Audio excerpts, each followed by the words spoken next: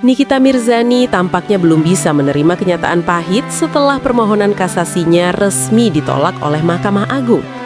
Keputusan ini memperkuat vonis yang mengharuskannya mendekam di balik jeruji besi selama 6 tahun lamanya. Bukan tanpa alasan, hukuman berat ini dijatuhkan kepada Nikita Mirzani atas kasus dugaan tindak pidana pencucian uang, TPPU, serta penggelapan dana. Dalam perkara tersebut, dokter kecantikan Reza Gledis disebut-sebut sebagai pihak yang menjadi korban.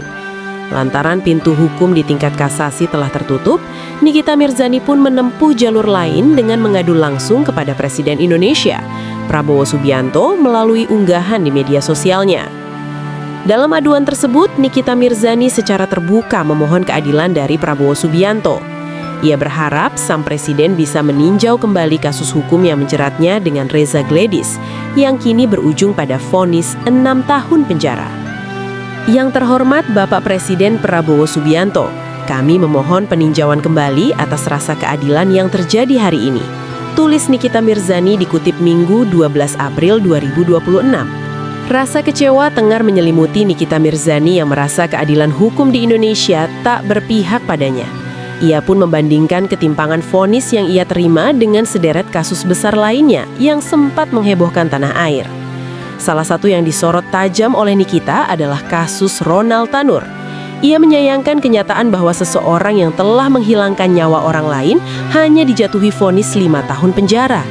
Padahal jika menilik tuntutan jaksa sebelumnya, terdakwa terancam hukuman hingga 20 tahun penjara.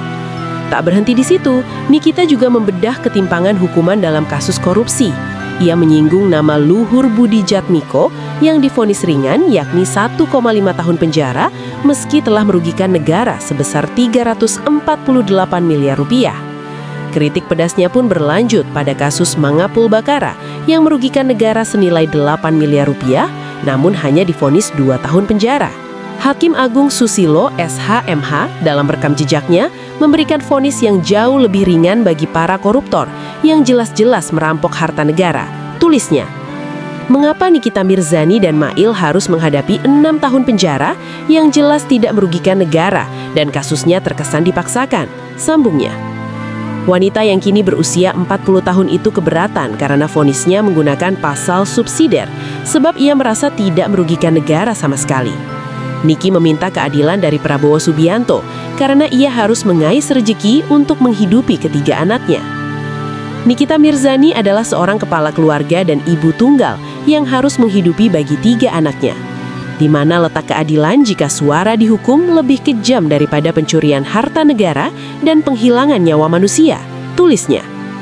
Niki menganggap vonis yang dibacakan oleh Hakim Susilo dalam kasusnya sama saja membuat hukum di negara Indonesia buta karena membela koruptor dan menjerat seorang ibu rumah tangga. Tragedi keadilan di tangan Hakim Susilo, koruptor dirangkul, single mom dipukul. Kepada yang terhormat Bapak Presiden Prabowo Subianto, di bawah kepemimpinan Bapak yang menjunjung tinggi supremasi hukum, kami terpaksa bertanya, apakah hukum di negeri ini sedang mengalami buta logika?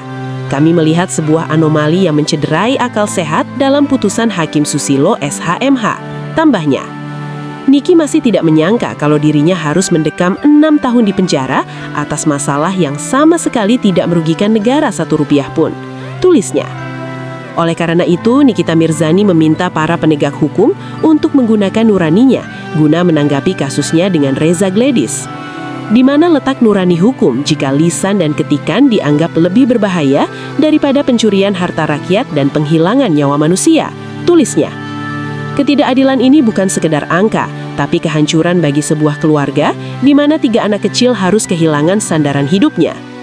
Jika Hakim Susilo bisa memutus ringan para koruptor yang menghancurkan ekonomi bangsa, namun sangat represif terhadap kasus personal, maka ini bukan lagi penegakan hukum, melainkan penindasan hukum. Tulisnya.